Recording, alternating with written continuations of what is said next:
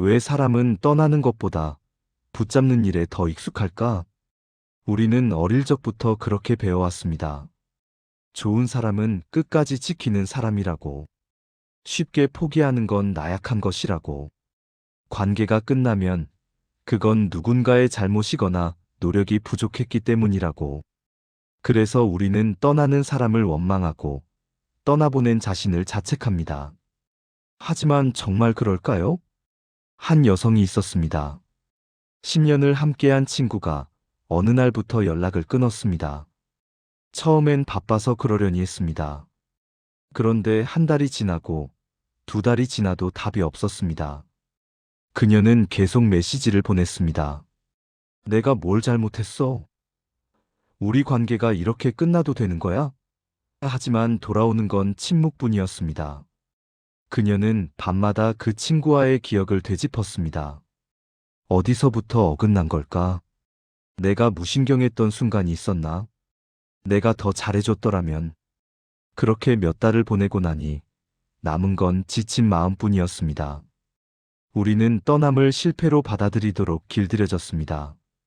관계가 끝나면 무언가 잘못되었다고 생각합니다. 내가 부족했거나 상대가 나를 배신했거나 둘 중 하나여야 한다고 믿습니다. 그래서 떠나는 사람을 붙잡습니다. 때론 매달리고 때론 화를 내면서. 왜냐하면 떠남을 인정하는 순간 내가 부정당한 것 같은 기분이 들기 때문입니다. 관계를 잃는다는 건 단순히 한 사람을 잃는 것이 아닙니다. 그 사람과 함께했던 나를 잃는 것처럼 느껴집니다. 그 사람 곁에 있을 때의 내 모습, 그 사람에게 의미 있는 존재였던 나. 그 관계가 사라지면 그 안에서의 내 가치도 함께 사라지는 것 같습니다. 한 남성은 이렇게 말했습니다. 회사를 그만두려고 결심했을 때 상사가 저를 붙잡더군요. 자네가 없으면 우리 팀이 안 돌아가라고 했습니다. 저는 그 말이 고마웠지만 동시에 무거웠습니다. 떠나면 안 되는 사람이 된 것 같았으니까요. 그래서 1년을 더 버텼습니다. 하지만 결국 떠났을 때 팀은 잘 돌아갔습니다. 제가 없어도요. 우리는 끝까지 붙잡아야 성에 있는 사람이라는 착각 속에 살아갑니다. 관계를 유지하기 위해 참고, 견디고, 맞춰주는 것이 미덕이라고 배웠습니다. 그래서 떠나는 쪽보다 붙잡는 쪽이 도덕적으로 우월하다고 느낍니다. 떠나는 사람은 이기적이고, 붙잡는 사람은 희생적이라고. 하지만 그건 사실이 아닙니다. 때로는 붙잡는 것이 더 이기적일 수 있습니다. 상대가 이미 떠나고 싶어 하는데 내 외로움이 두려워 붙잡는 것. 상대가 더 이상 행복하지 않은데 내 상처받은 자존심 때문에 놓아주지 않는 것. 그건 사랑이 아니라 집착입니다.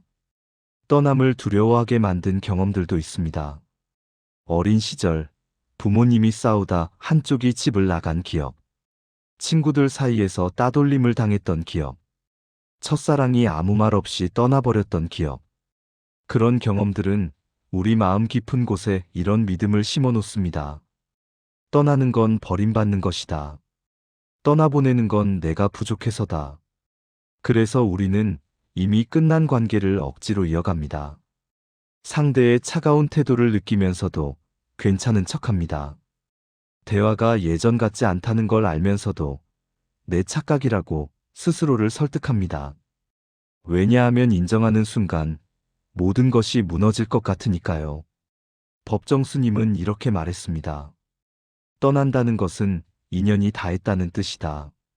처음 이 말을 들으면 너무 냉정하게 느껴질 수 있습니다. 정이 없는 말처럼, 관계를 너무 쉽게 보는 말처럼 들립니다. 하지만 그건 오해입니다. 이 말은 관계를 가볍게 보라는 게 아닙니다. 오히려 관계의 본질을 깊이 이해하라는 뜻입니다. 인연이 다했다는 건 잘못되었다는 뜻이 아닙니다. 누군가의 실패나 배신을 의미하는 것도 아닙니다. 그저 함께할 시간이 끝났다는 것입니다. 마치 계절이 바뀌듯 관계에도 시작과 끝이 있다는 것입니다. 당신도 한번 떠올려 보세요. 당신이 붙잡았던 관계들을. 이미 마음이 떠난 사람을 억지로 붙잡고 있진 않았나요?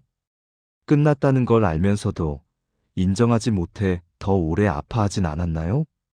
떠남은 누군가의 잘못이 아닙니다.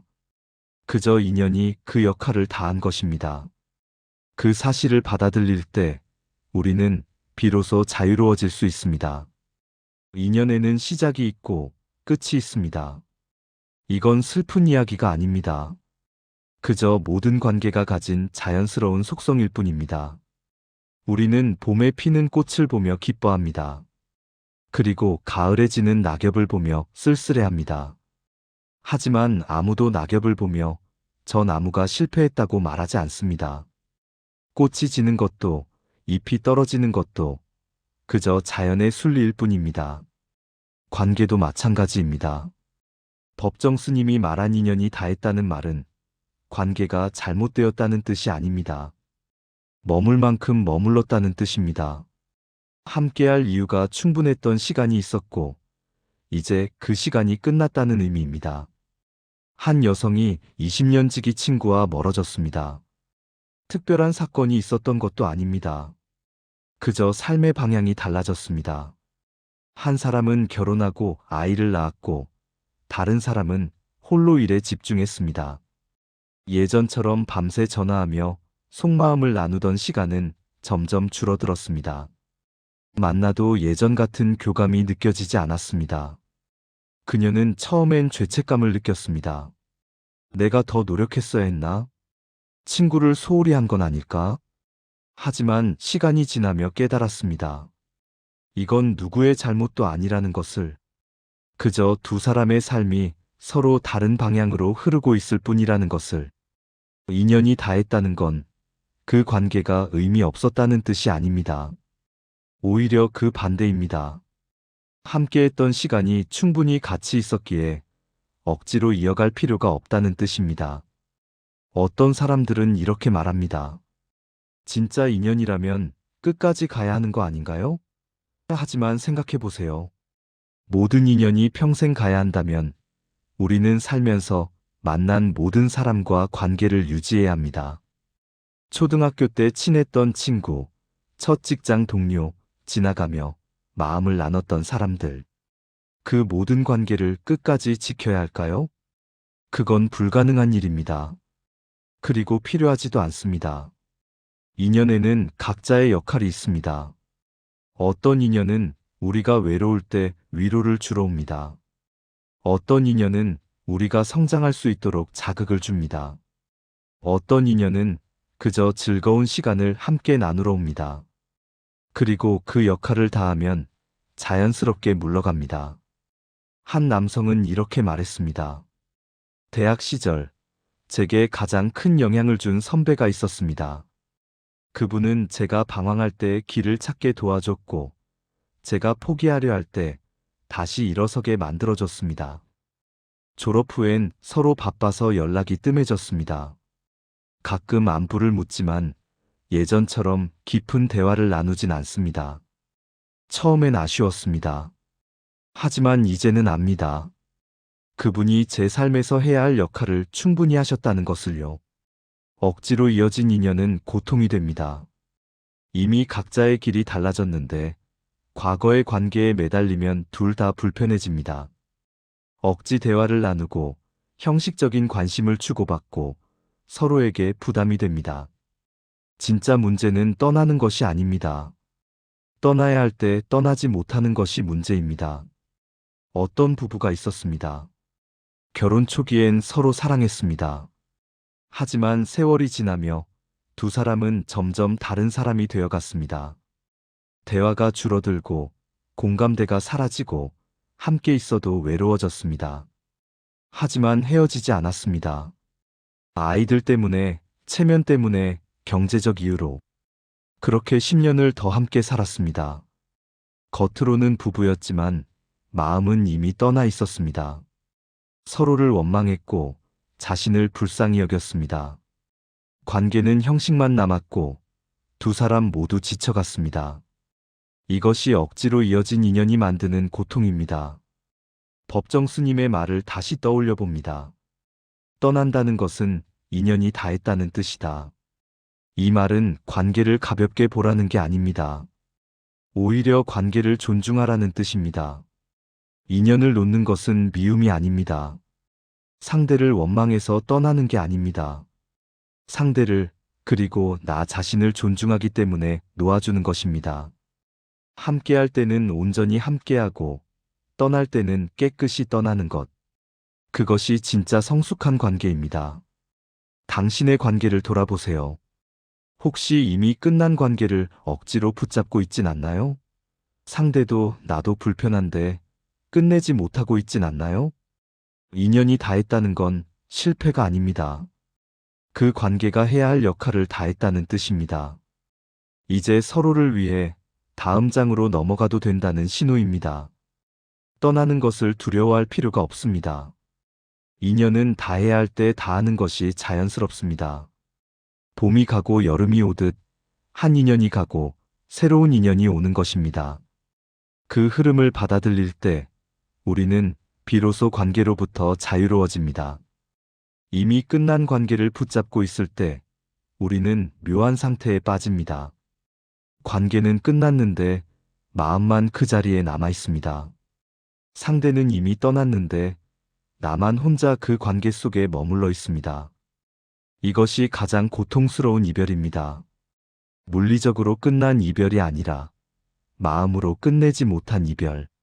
상대는 이미 다음 장으로 넘어갔는데 나만 같은 페이지를 반복해서 읽고 있는 상태입니다. 한 남성의 이야기입니다. 그는 3년 동안 사귄 연인과 헤어졌습니다. 상대가 먼저 이별을 통보했습니다. 더 이상 예전 같은 마음이 아니야. 그는 받아들일 수 없었습니다. 매일 문자를 보냈습니다. 다시 생각해봐. 우리 다시 시작하자. 상대는 답하지 않았습니다. 6개월이 지났습니다. 그는 여전히 그 사람 생각을 했습니다. SNS를 들여다보고 공통 친구에게 안부를 물었습니다. 혹시 후회하고 있진 않을까? 혹시 다시 돌아올까? 그런 기대를 버릴 수 없었습니다. 그러던 어느 날, 그는 그 사람이 새로운 연인과 웃고 있는 사진을 봤습니다. 그제야 깨달았습니다. 상대는 이미 오래전에 떠났다는 것을, 혼자 붙잡고 있던 건 자기 자신뿐이었다는 것을. 붙잡는 쪽만 지치고 무너집니다.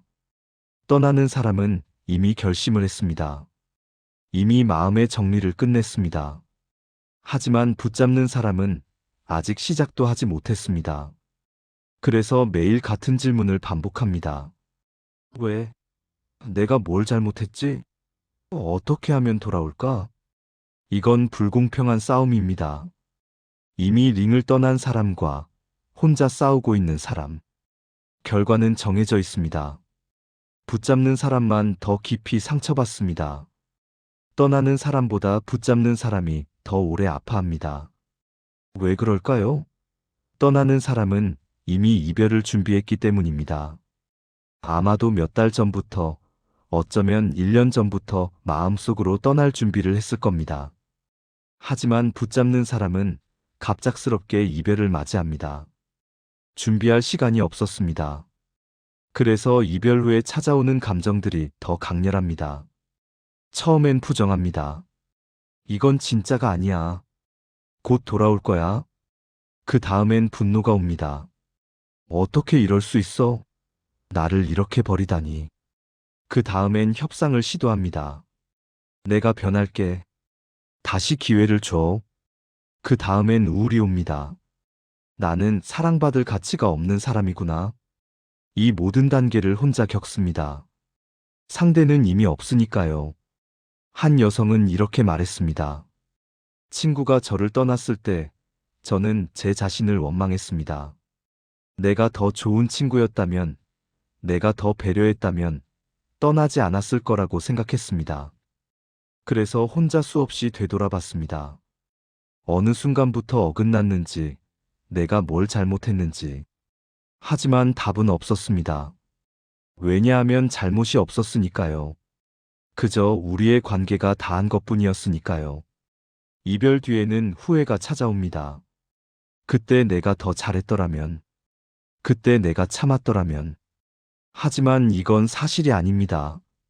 관계가 끝난 건 특정 사건 때문이 아닙니다. 이미 관계가 식어가고 있었고 그 사건은 단지 마지막 방아쇠였을 뿐입니다. 자책도 찾아옵니다. 나는 사랑받을 자격이 없는 사람이야. 나는 항상 사람들을 떠나보내. 하지만 이것도 진실이 아닙니다. 누군가 떠났다고 해서 당신의 가치가 줄어드는 건 아닙니다. 그저 그 사람과의 인연이 다했을 뿐입니다. 분노도 찾아옵니다. 어떻게 나한테 이럴 수 있어? 내가 그 사람한테 얼마나 잘해줬는데. 하지만 분노는 오래가지 못합니다. 결국 지치고 무기력해집니다. 이 모든 감정의 소용돌이 속에서 붙잡는 사람은 점점 자신을 잃어갑니다. 상대를 생각하느라, 후회하느라, 원망하느라, 정작 자신의 삶은 멈춰 있습니다. 당신도 경험해 봤을 겁니다. 이미 떠난 사람을 붙잡고 있던 시간을 매일 그 사람 생각만 하고 혹시 연락이 올까 기다리고 SNS를 확인하고 우연히 마주칠까봐 같은 길을 걷던 시간을 그 시간들이 당신에게 뭘 남겼나요? 성장이었나요? 아니면 상처였나요? 대부분은 상처였을 겁니다. 붙잡을수록 상처는 깊어지기 때문입니다. 이미 끝난 관계에 매달릴수록 우리는 스스로를 더 작게 만듭니다. 더 초라하게 만듭니다. 반대로 생각해 보세요. 당신이 떠난 관계는 어땠나요? 아마 오래 고민했을 겁니다. 떠나기 전에 이미 마음의 정리를 했을 겁니다. 그래서 떠나고 나서는 비교적 빨리 회복했을 겁니다. 이게 바로 차이입니다. 떠나는 사람은 이미 준비가 되어 있고 붙잡는 사람은 준비되지 않았습니다. 그렇다면 어떻게 해야 할까요? 답은 하나입니다. 인정하는 것입니다. 이미 끝났다는 것을, 상대가 돌아오지 않는다는 것을, 내가 아무리 붙잡아도 소용없다는 것을. 이 인정이 가장 어렵습니다. 왜냐하면 인정하는 순간 정말로 끝이기 때문입니다. 희망의 끈을 놓아야 하기 때문입니다. 하지만 이 인정 없이는 앞으로 나아갈 수 없습니다. 붙잡는 것은 용기가 아닙니다. 때로는 두려움입니다. 혼자 남겨질까봐, 상대 없이는 의미가 없을까봐, 새로운 시작이 두려워서 붙잡는 것입니다. 진짜 용기는 놓아주는 것입니다. 이미 떠난 사람을 보내주는 것입니다. 그리고 나 자신에게 집중하는 것입니다. 인연이 닿은 자리에는 여백이 생깁니다. 처음엔 그 여백이 두렵습니다. 텅 빈 것처럼 느껴집니다. 매일 연락하던 사람이 없으니 하루가 낯설게 느껴집니다. 함께 나누던 일상이 사라지니 혼자만 남은 것 같습니다. 그래서 그 여백을 빨리 채우려 합니다. 다른 사람을 만나거나 일에 몰두하거나 무언가로 정신없이 지내려 합니다. 하지만 여백은 채워야 할 빈 공간이 아닙니다. 여백은 숨 쉴 수 있는 공간입니다. 한 여성의 이야기입니다. 그녀는 10년 동안 한 사람과 관계를 이어왔습니다. 연인은 아니었지만 그보다 더 깊은 관계였습니다. 서로의 모든 것을 아는 사이. 매일 통화하고 매주 만나고 인생의 모든 순간을 함께 나눴습니다. 그러던 어느 날 그 사람이 말했습니다. 나 이제 좀 혼자 있고 싶어. 그녀는 당황했습니다. 내가 뭘 잘못했어? 상대는 말했습니다. 잘못한 게 아니야. 그냥 나만의 시간이 필요해. 그녀는 받아들일 수 없었습니다. 하지만 시간이 지나며 깨달았습니다. 그 사람도 자신도 그 관계 속에서 숨이 막혔다는 것을. 너무 가까웠고 너무 많이 의지했고 서로의 전부가 되어버렸다는 것을. 관계가 끝나고 처음 몇 달은 힘들었습니다. 하지만 점차 변화가 찾아왔습니다. 혼자 있는 시간이 낯설지 않게 되었습니다. 스스로 결정하는 것이 자연스러워졌습니다. 누군가의 의견을 묻지 않아도 괜찮다는 걸 알게 되었습니다. 1년 후 그녀는 이렇게 말했습니다. 그때 그 사람이 떠나지 않았다면 나는 여전히 누군가에게 기대어 살고 있었을 거예요. 나 자신이 누구인지, 내가 진짜 원하는 게 뭔지 알지 못한 채로요.